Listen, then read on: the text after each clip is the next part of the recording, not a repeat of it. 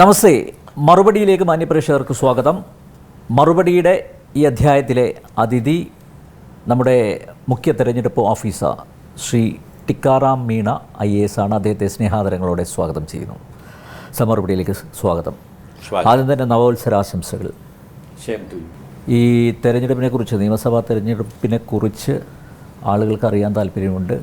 Especially നമ്മുടെ പൊളിറ്റീഷ്യൻസിന് ഈ തെരഞ്ഞെടുപ്പ് തീയതിയെക്കുറിച്ച് എന്തെങ്കിലും കൺഫർമേഷൻ ഉണ്ടായോ? കൺഫർമേഷൻ ഇതുവരെ വന്നിട്ടില്ല. പക്ഷേ ഇൻഡിക്കേഷൻസ്, വളരെ ശക്തമായിട്ടുള്ള ഇൻഡിക്കേഷൻസ് വന്ന് തുടങ്ങിയിട്ടുണ്ട്. അതായത് CBSEൻ്റെ എക്സാമിൻ്റെ ഷെഡ്യൂൾ പ്രഖ്യാപിച്ചിട്ടുണ്ട്. അത് മെയ് ജൂണിലായിരിക്കും. അത് വെച്ചിട്ട് ഇപ്പോൾ ഇലക്ഷൻ കമ്മീഷൻ്റെ ഇൻഡിക്കേഷൻ നേരത്തെ മെയിലേ ആയിരുന്നു, പക്ഷേ ഇപ്പോൾ ഏപ്രിലിലെ ആയിരിക്കും മിക്കവാറും ഇലക്ഷൻസ്. നമ്മുടെ കേരള ഉൾപ്പെടെ 5 സംസ്ഥാനങ്ങളിലാണ് ഇലക്ഷൻ ഇപ്പോൾ നടക്കാൻ പോകുന്നത്. ബംഗാൾ, ആസാം, കേരള, തമിഴ്നാട് ആൻഡ് പോണ്ടിച്ചേരി.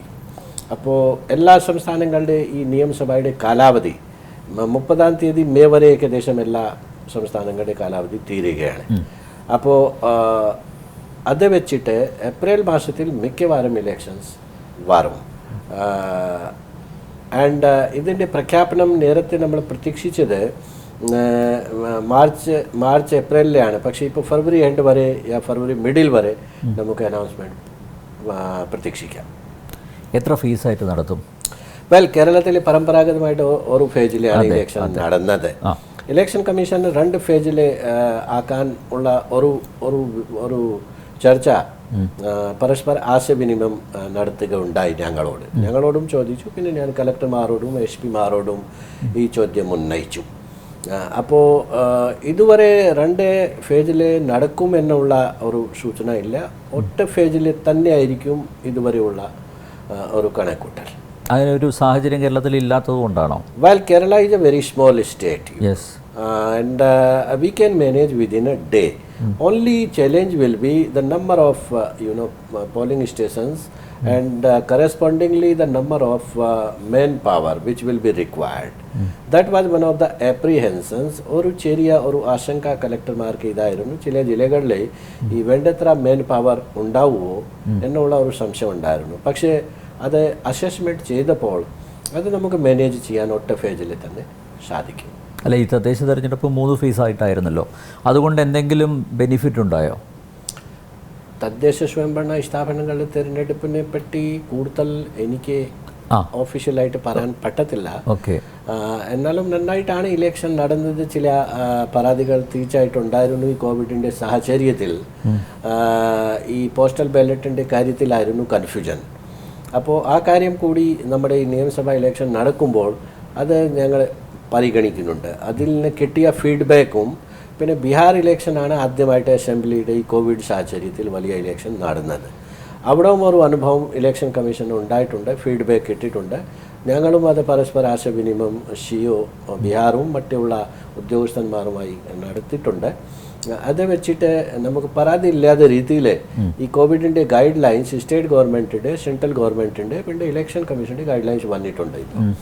ഈ ഗൈഡ് ലൈൻസ് വളരെ വിശദമായിട്ട് നടപ്പിലാക്കാനും നന്നായിട്ട് നടപ്പിലാക്കാൻ ഹെൽത്ത് ഡിപ്പാർട്ട്മെൻറ്റുമായി ഞങ്ങൾ വിശദമായിട്ട് ചർച്ച നടത്തുകയുണ്ടായി. അപ്പോൾ ഹെൽത്ത് ഡിപ്പാർട്ട്മെൻറ്റ് ഒരു കർമ്മ പരിപാടി, ഒരു ആക്ഷൻ പ്ലാൻ തയ്യാറാക്കി വരികയാണ്. Within a week it will be ready. Okay. അല്ല, ഈ ഏപ്രിലൊക്കെ ആകുമ്പോൾ ഇപ്പോൾ വാക്സിനേഷൻ തുടങ്ങിയിരിക്കുന്നു അല്ലേ ഇന്ന്? അപ്പോൾ ഈ കോവിഡിനെ കുറിച്ചുള്ള ആശങ്കയൊക്കെ മാറിക്കിട്ടുമല്ലോ. നല്ല കാര്യം തന്നെയാണ്. നമുക്ക് ഈ ആശങ്ക ആ സമയത്ത് കൂടുതൽ ഇല്ലെങ്കിൽ നമുക്ക് എളുപ്പമായിരിക്കും തീർച്ചയായിട്ട്. കാരണം ഇപ്പോഴത്തെ ട്രെൻഡ് നോക്കുമ്പോൾ കേരളത്തിൽ ഏറ്റവും കൂടുതലാണ് ഈ പ്രശ്നം നമ്മൾ അഭിമുഖീകരിക്കേണ്ടത്. അപ്പോൾ ഇലക്ഷൻ ഈ കോവിഡിൻ്റെ ഗൈഡ് ലൈൻ പാലിച്ചുകൊണ്ട് സോഷ്യൽ ഡിസ്റ്റൻസിങ്ങും, പിന്നെ ഒരുപാട് സാധനങ്ങൾ അവിടെ പോളിംഗ് സ്റ്റേഷനിൽ തന്നെ വെക്കണം. ഗ്ലവ്സ്, സാനിറ്റൈസേഴ്സ്, PP കിറ്റ്, അതുപോലെയുള്ള സാധനം ഒരു കൂടുതൽ ചിലവാണ്. അപ്പോൾ അത് ആ സമയത്ത് ഇത്രയൊരു തീവ്രത ഇല്ലെങ്കിൽ, ഇത്ര ഇൻറ്റൻസിറ്റി ഇല്ലെങ്കിൽ നമുക്ക് ചിലവും കുറയ്ക്കാൻ സാധിക്കും, പോളിംഗ് സ്റ്റേഷൻസിൻ്റെ നമ്പറും നമുക്ക് കുറയ്ക്കാൻ സാധിക്കും. ഇപ്പോഴേ കുറയ്ക്കാൻ ഇലക്ഷൻ കമ്മീഷൻ പറഞ്ഞിട്ടുണ്ട്. ഒരു പോളിംഗ് സ്റ്റേഷനിൽ നേരത്തെ 1400 വോട്ടേഴ്സ് വോട്ട് ചെയ്യാൻ സാധിക്കും. അതുപോലെ അർബൻ ഏരിയ ആണെങ്കിൽ 1200. അത് ചുരുക്കി ഇപ്പോൾ 1000 ആക്കിയിട്ടുണ്ട്. ഈ 1000 ആക്കിയതുകൊണ്ട് നമ്മുടെ കേരള സംസ്ഥാനത്തിൽ നിലവിലുള്ള 25,000 പോളിംഗ് സ്റ്റേഷൻസ് ആണ് ഉള്ളത് ഇപ്പോൾ. പക്ഷെ 1000 മാനദണ്ഡം വെച്ച് കഴിഞ്ഞാൽ it will go up to 40,000 polling stations. So ഈ 15,000 അതായത് 15,000 polling stations auxiliary polling stations ആയിട്ട് അതേ ബിൽഡിങ്ങിൻ്റെ വളപ്പിൽ അദ്ദേഹത്തിൻ്റെ ഈ ക്യാമ്പസ് ഉള്ളിൽ തന്നെ നമുക്ക് സ്ഥാപിക്കേണ്ടി വരും. ഇത്രയും മെയിൻ പവർ കൂടി വേണ്ടി വരും. അപ്പോൾ കോവിഡിൻ്റെ ഈ ഇൻറ്റൻസിറ്റി കുറഞ്ഞാൽ നല്ലതാണ്. ഈ നിയമസഭാ തെരഞ്ഞെടുപ്പ് തീയതി പ്രഖ്യാപിക്കുന്നതിന് മുമ്പ് സർവകക്ഷി യോഗം വിളിക്കുമോ? തീർച്ചയായിട്ടും നേരത്തെ വിളിച്ചിട്ടുണ്ട്. ഇപ്പം നമ്മൾ പ്രധാനമായിട്ട് ഒരു ഈ സംക്ഷിപ്ത വോട്ടർ പുതുക്കൽ പ്രക്രിയ, അതായത് സ്പെഷ്യൽ സമറി റിവിഷൻ ക്യാമ്പയിൻ ഇപ്പോൾ നടക്കുകയാണ്. അതിൻ്റെ അർത്ഥമാണ് ഈ നമ്മുടെ വോട്ടർ പട്ടിക സംശുദ്ധമായിരിക്കണം, പ്യൂരിഫൈ ചെയ്യണം, ഡേഡ് ആയിട്ടുള്ള മരിച്ചു പോയ ആൾക്കാരെ ഇതിൽ നിന്ന് മാറ്റണം, നീക്കം ചെയ്യണം. കൂടാതെ മാറിപ്പോയ ആൾക്കാരെ ഷിഫ്റ്റ് ചെയ്തിട്ടുള്ള ആൾക്കാരെ ഒരു കോൺസ്റ്റിറ്റ്യൂൻസിയിൽ നിന്ന് മറ്റ് കോൺസ്റ്റിറ്റ്യുവൻസിലേക്ക് പോയിട്ടുണ്ടെങ്കിൽ അവരെ പുതുതായിട്ട് ആ കോൺസ്റ്റിറ്റ്യൂഷൻ ഫോം പൂരിപ്പിക്കണം. ഇങ്ങനെ 1.5 മാസമായിട്ട് ഈ സ്പെഷ്യൽ സമറി ക്യാമ്പയിൻ നടക്കുകയാണ്. ഇതിൻ്റെ ഭാഗമായിട്ട് പൊളിറ്റിക്കൽ പാർട്ടീസിൻ്റെ മീറ്റിംഗ് ഇവിടെ നടത്തുകയുണ്ടായി. കൂടാതെ ജില്ലാ തലത്തിലും മീറ്റിംഗ്സ് നടക്കുന്നുണ്ട്.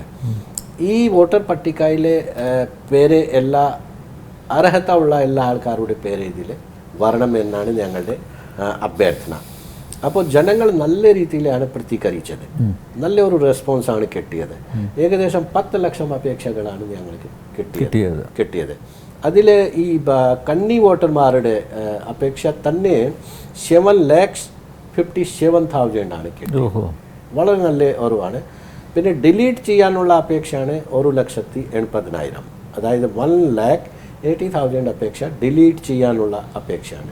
ഡിലീഷൻ എന്ന് പറയുമ്പോൾ ഷിഫ്റ്റ് ചെയ്യുക ആൾക്കാരെ, മരിച്ചു പോയ ആൾക്കാർ, അതാണ് ഈ കാറ്റഗറിയിൽ.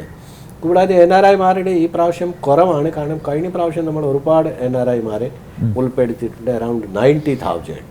ഈ പ്രാവശ്യം 4,000 അപേക്ഷയാണ് കിട്ടിയത്. കൂടാതെ മറ്റൊരു കാറ്റഗറി ആണ് ഈ നിങ്ങളുടെ വോട്ടർമാരുടെ പേരിൽ വേൽവിലാസിൽ എന്തെങ്കിലും ഒരു കറക്ഷൻസ് ചെയ്യുകയാണെങ്കിൽ ഫോം നമ്പർ 8 ആണ്. അറൗണ്ട് 57,000 ഫോം നമ്പർ 8 നമുക്ക് കിട്ടിയതാണ്.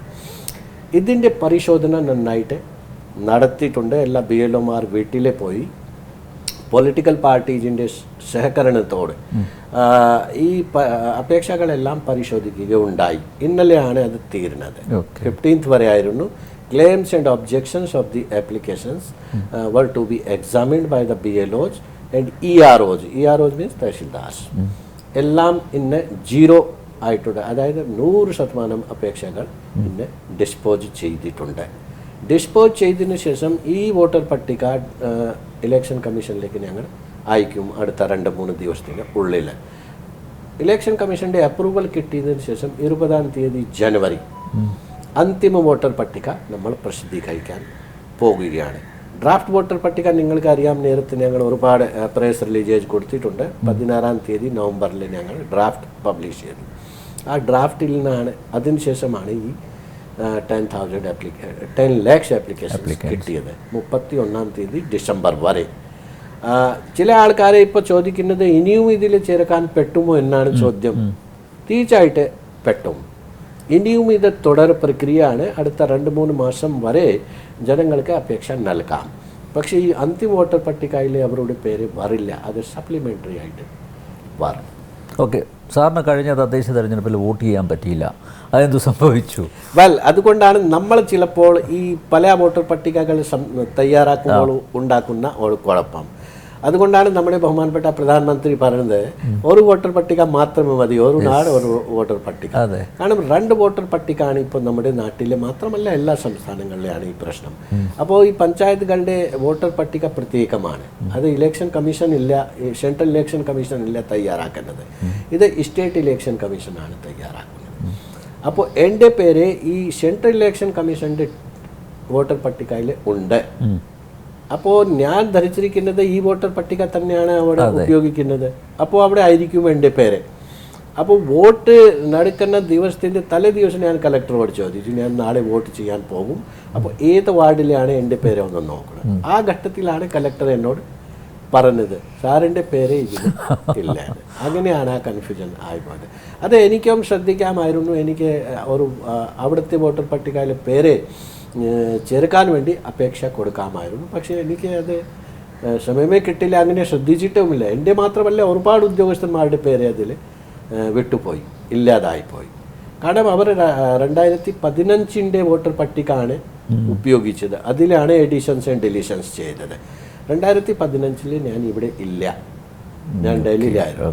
അപ്പോൾ സ്വാഭാവികമായിട്ട് എൻ്റെ പേര് ആ വോട്ടർ പട്ടികയിൽ അന്ന് ഉണ്ടാവില്ല. പുതുതായിട്ട് അപേക്ഷിക്കാമായിരുന്നു, അല്ലെങ്കിൽ ഒരു സ്പെഷ്യൽ ക്യാമ്പയിൻ അവർ നടത്തി എല്ലാവരുടെ പേര് ഉൾപ്പെടുത്താൻ പ്രത്യേക ഒരു ശ്രമം വേണ്ടിയിരുന്നു. സർ, ഈ വോട്ടേഴ്സ് ലിസ്റ്റ് എത്ര എറർ ഫ്രീ ആക്കിയാലും പിന്നെയും പരാതികൾ വരാറുണ്ടല്ലോ. ഇത് തുടർ പ്രക്രിയയാണ്. തീർച്ചയായിട്ടും അത് 100% ശരിയാണ് എന്ന് നമുക്ക് അവകാശവാദം ഉന്നയിക്കാൻ സാധിക്കുകയില്ല. എന്നാലും ഇലക്ഷൻ കമ്മീഷൻ തയ്യാറാക്കുന്ന ഈ വോട്ടർ പട്ടിക ഞങ്ങൾ വളരെ വിശ്വാസത്തോടെ എനിക്ക് പറയാൻ പറ്റും, അത് വളരെ ഒരു സംശുദ്ധമായിട്ട് ഉള്ള വോട്ടർ പട്ടികയാണ്. കാരണം വളരെ സുതാര്യമായിട്ടാണ് ഞങ്ങൾ തയ്യാറാക്കുന്നത്. എല്ലാ പൊളിറ്റിക്കൽ പാർട്ടീസിനെ അറിയിച്ചുകൊണ്ട് അവരുടെ പങ്കാളിത്തത്തോട് BLOമാരെ വളരെ നിഷ്പക്ഷമായിട്ട് പ്രവർത്തിക്കേണ്ടതാണ്. എല്ലാവർക്കും വളരെ ശക്തമായിട്ട് നിർദ്ദേശങ്ങൾ കൊടുത്തിട്ടുണ്ട്. അന്യായമായിട്ട് അനാവശ്യമായിട്ട് ആരുടെയും പേര് നീക്കം ചെയ്യാൻ പാടില്ല. ഒരു യഥാർത്ഥത്തിൽ ഒരു വോട്ടറാണെങ്കിൽ അയാൾക്ക് വോട്ടർ പട്ടികയിൽ പേര് ആളുടെ ഉണ്ടായിരിക്കണം. നീക്കം ചെയ്യുന്നതിന് മുൻപ് if you are deleting a name of a person, you have to give him full opportunity. 2-3 പ്രാവശ്യം നോട്ടീസ് അയക്കേണ്ടതാണ്. അപ്പോൾ പരമാവധി ഞങ്ങളത് ശ്രമിച്ചിട്ടുണ്ട്. പക്ഷെ 100% അത് ശരിയാണ് എന്ന് എനിക്ക് പറയാൻ പറ്റത്തില്ല. But I can say with full confidence that whatever voter list we are preparing, it is to a great extent, it is very strong and very solid and very sound. ഈ നിയമസഭാ തെരഞ്ഞെടുപ്പിൽ പ്രവാസികൾക്ക് അവിടെ വെച്ച് vote ചെയ്യാനുള്ള സംവിധാനം അത് യാഥാർത്ഥ്യമാകുമോ? നമ്മുടെ പരമ്പരാഗതമായിട്ട് കാലങ്ങളായിട്ട് കേരളം തന്നെ ഉന്നയിക്കുന്ന ഒരു വിഷയമാണ്. മറ്റുള്ള സംസ്ഥാനങ്ങളെക്കാളും നമ്മുടെ കേരളത്തിൽ നിന്നാണ് ഏറ്റവും കൂടുതൽ മലയാളി NRIs ലോകത്തിൽ ഉള്ളത്. അതിൽ 90% നമ്മുടെ കേരളീയർ ഈ ഗൾഫ് കൺട്രീസിലാണ്. അപ്പോൾ എല്ലാ മീറ്റിംഗ്സ് പൊളിറ്റിക്കൽ പാർട്ടീസുമായി നടത്തിയ എല്ലാ മീറ്റിംഗ്സിലും ഈ ആവശ്യം വീണ്ടും വരുന്നുണ്ട്. കഴിഞ്ഞ പ്രാവശ്യം വന്നു, ഈ പ്രാവശ്യം വന്നു. അപ്പോൾ ഞങ്ങൾ കഴിഞ്ഞ പ്രാവശ്യം തന്നെ വളരെ ശക്തമായിട്ട് ഒരു ശുപാർശ സെൻട്രൽ ഗവൺമെൻറ്റിലേക്ക് അയച്ചിരുന്നു. അതായത് ഈ NRIമാർ അവിടെ വെച്ച് തന്നെ അവർക്ക് ഓൺലൈൻ പ്രോക്സി അല്ലെങ്കിൽ ബൈ അറ്റോർണി ഓർ അവിടെ തന്നെ അസംബ്ലിയിൽ, അവിടെ തന്നെ ഈ എംബസിയിൽ അവിടെ വെച്ച് ഒരു ബോക്സ് വെച്ചിട്ട് ഇവർക്ക് വോട്ട് അവകാശം രേഖപ്പെടുത്താൻ സൗകര്യം ഉണ്ടായിരിക്കണം. അത് ഇലക്ഷൻ കമ്മീഷൻ വളരെ ഒരു പോസിറ്റീവായിട്ട് പരിഗണിച്ച് അവരിപ്പോൾ ഒരു ശുപാർശയായിട്ട് ഗവൺമെൻറ് ഓഫ് ഇന്ത്യയിലേക്ക് കൊടുത്തിട്ടുണ്ട്. സോ ചിലപ്പോൾ ഓൺലൈൻ അല്ലെങ്കിൽ അവിടെ വെച്ച് തന്നെ എംബസിയിൽ വെച്ച് തന്നെ ഇവർക്ക് വോട്ട് ചെയ്യാനുള്ള സംവിധാനം വരുമെന്നാണ് എൻ്റെ ശുഭാപ്തി വിശ്വാസം. ഇപ്പോൾ തന്നെ ഈ ഇലക്ഷൻ നടക്കുന്നതിന് മുൻപ് ഈ ഡിസിഷൻ വരണമെന്നാണ് ഞങ്ങൾ ആഗ്രഹിക്കുന്നത്. കള്ള വോട്ട് നമുക്ക് എങ്ങനെ തടയാനാകും? എസ്പെഷ്യലി താങ്കൾക്കറിയാം, കഴിഞ്ഞ തദ്ദേശ തെരഞ്ഞെടുപ്പിൽ അവിടെ കാസർഗോഡ് ഉള്ള ഒരു മണ്ഡലത്തിൽ പ്രിസൈഡിംഗ് ഓഫീസറായിരുന്ന ഡോക്ടർ ശ്രീകുമാർ അദ്ദേഹത്തിൻ്റെ ഫേസ്ബുക്കിൽ വ്യക്തമായി കുറിച്ചിട്ടുണ്ട്. അതായത് ഉച്ചയ്ക്ക് ശേഷം ബൂത്തിൽ ഒരു പ്രത്യേക പാർട്ടിയുടെ ആളുകൾ അത് കൈയടക്കുകയാണ്. ഇദ്ദേഹത്തെ ചോദ്യം ചെയ്തു, കലക്ടറോട് പരാതിപ്പെട്ടു, നടപടിയുണ്ടായില്ല. MLA തന്നെ, സ്ഥലം MLA തന്നെയാണ് കാല് വെട്ടുമെന്ന് ഭീഷണിപ്പെടുത്തിയിരിക്കുന്നത്. ഇത് അവസാനിപ്പിക്കണ്ടേ? വളരെ നിർഭാഗ്യകരമാണ്. ഇങ്ങനെയുള്ള ഒരു 100% സാക്ഷരമായിട്ടുള്ള ഒരു സംസ്കാര സമ്പന്നരായിട്ടുള്ള ഒരു സംസ്ഥാനത്തിൽ ഇങ്ങനെയുള്ള ഭാഷ ഒരു ജനപ്രതിനിധി ഉപയോഗിക്കുന്നത് വളരെ നിർഭാഗ്യകരമാണ്. ചെയ്യാൻ പാടില്ലാത്ത കാര്യമാണ്. ഞാനും പത്രത്തിൽ വായിച്ചിട്ടുണ്ട്. അത് വായിക്കുമ്പോൾ തന്നെ എനിക്ക് വളരെ I felt very disappointed and very unhappy. ഇത് സത്യമാണെങ്കിൽ, കാരണം ഇതിൻ്റെ അന്വേഷണം നടക്കുകയാണ് ഇപ്പോൾ.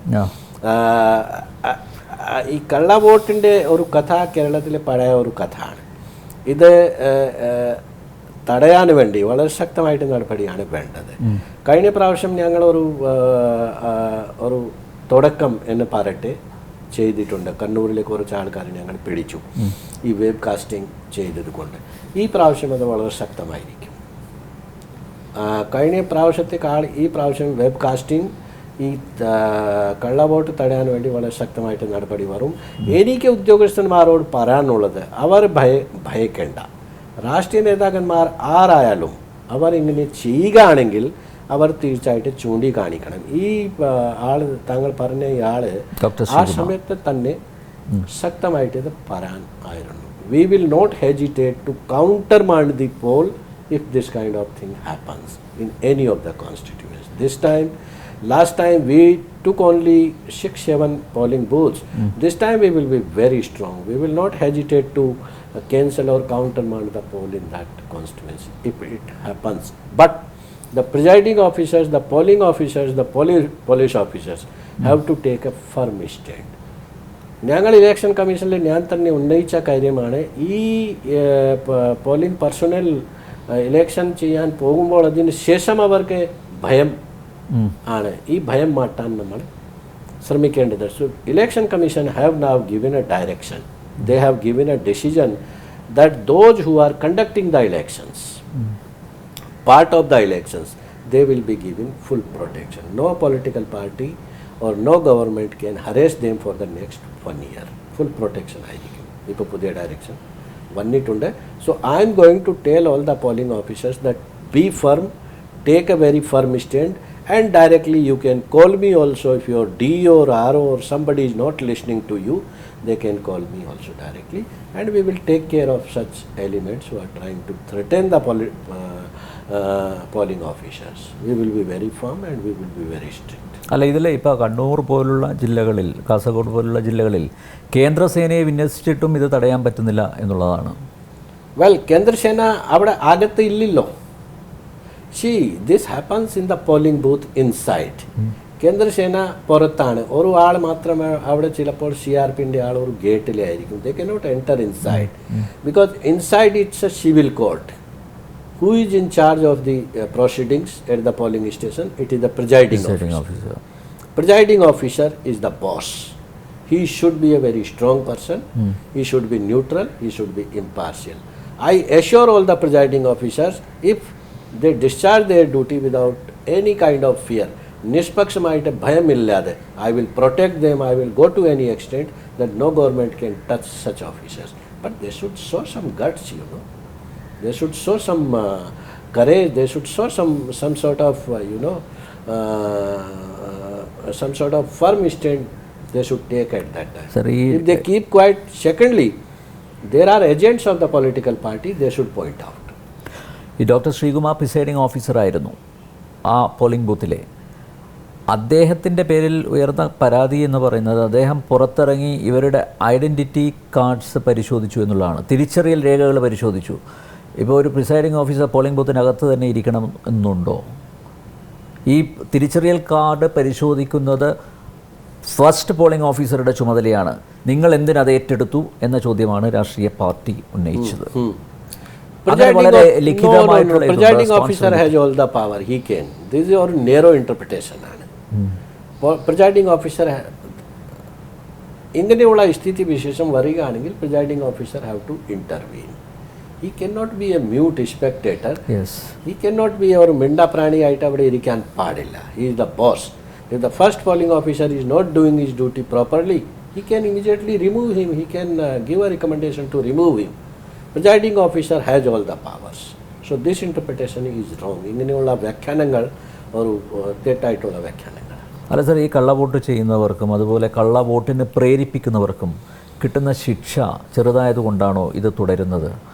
അവിടെ കുറേ കൂടി ഇത് ശിക്ഷ നിയമം കുറേ കൂടി ഇൻറ്റൻസിഫൈ ചെയ്യണ്ടേ? തീർച്ചയായിട്ടും. ബിക്കോസ് ഇത് സ്പെഷ്യൽ കോർട്ട് ഇപ്പോൾ സ്ഥാപിക്കാൻ ഇലക്ഷൻ കമ്മീഷൻ പറഞ്ഞിട്ടുണ്ട്. ഇതിൻ്റെ ഈ പ്രൊസീഡിങ്സ് ഇലക്ഷൻ കഴിഞ്ഞിട്ട് അത് വളരെ മന്ദഗതിയിലാണ് ഇവർക്ക് എതിരായിട്ട് നടപടികളൊക്കെ എവിടെയും എത്താതെ ഒരു പ്രക്രിയയാണ്. സോ ദീസ് കേസസ് ഒരു സമയബന്ധിതമായി ഇത് തീർപ്പ് കൽപ്പിക്കാൻ വേണ്ടി സ്പെഷ്യൽ കോർട്ട്സ് വേണം. ദെൻ ദ പോലീസ് സംവിധാനം also they also don't take it seriously after the elections are over. Yes. എല്ലാവരുടെ ശ്രദ്ധ ഇങ്ങോട്ട് പോകുന്നുണ്ട്. They go back to their normal routine. That is why this is happening. So there has to be a special mechanism to deal with this kind of cases, and there has to be some punishment for such elements. അതുപോലെ ഈ open വോട്ടുകളും misuse ചെയ്യപ്പെടുന്നുണ്ട്, അതും താങ്കളുടെ ശ്രദ്ധയിൽപ്പെട്ട് കാണും. There is no open vote as such. It is called companion. In the dictionary of election rules, ഈ open vote എന്നുള്ള ഒരു സംഗതി കേരളത്തിലെ, പക്ഷെ നമ്മളെപ്പോഴും ഓപ്പൺ വോട്ട് ആണ് പറയുന്നതാണ്. Anybody who is accompanying a infirm person, old person, only one person who accompanies a companion വോട്ടാണ്. He can go only once. He has to be a relative, ബന്ധുവായിരിക്കണം, തൊട്ടടുത്ത ബന്ധുവായിരിക്കണം, അല്ലെങ്കിൽ his son or daughter or whoever it should not be a political worker.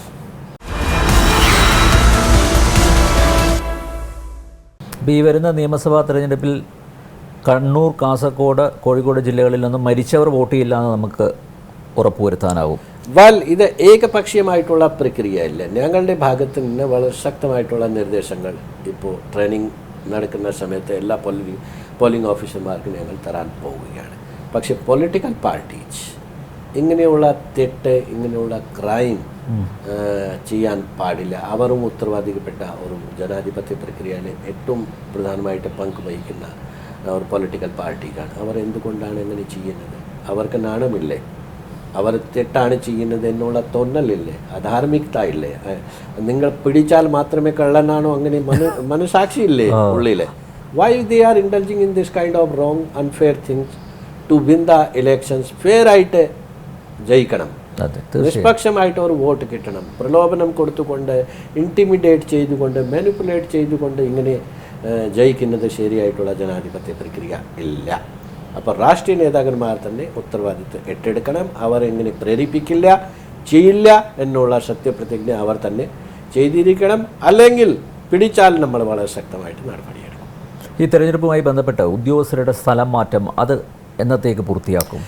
ഇപ്പോൾ election കമ്മീഷൻ്റെ നിർദ്ദേശം വന്നിട്ടുണ്ട്. നേരത്തെ ഇത് ഫെബ്രുവരി 28 ആയിരുന്നു, 28-ാം തീയതി വരെ. പക്ഷേ ഇപ്പോൾ നേരത്തെ ആക്കിയതുകൊണ്ട് ഞങ്ങൾ ഇലക്ഷൻ കമ്മീഷൻ സ്റ്റേറ്റ് ഗവൺമെൻറ്റിന് ഡയറക്ഷൻ കൊടുത്തിട്ടുണ്ട്. ജനുവരി 10-ാം തീയതി വരെ പൂർത്തിയാക്കണം പ്രധാനമായിട്ട്. പക്ഷേ ഇപ്പോൾ ചില ഈ കാര്യങ്ങൾ ആയതുകൊണ്ട് അവർ 20-ാം തീയതി ജനുവരി വരെയുള്ള സമയം ചോദിച്ചിട്ടുണ്ട്.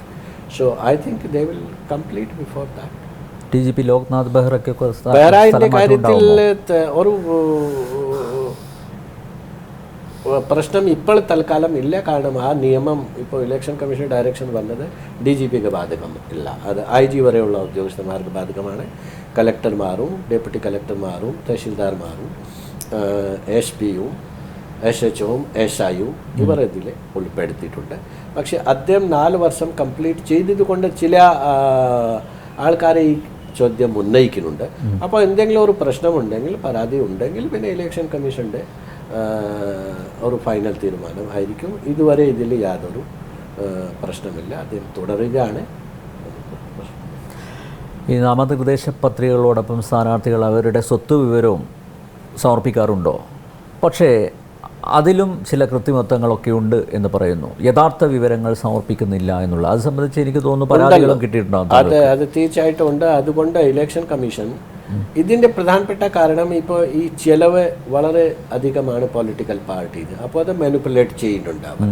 യഥാർത്ഥത്തിൽ താങ്കൾ സൂചിപ്പിച്ചതുപോലെ the clear picture is not coming out. Yes, but election commission is appointing the expenditure observers and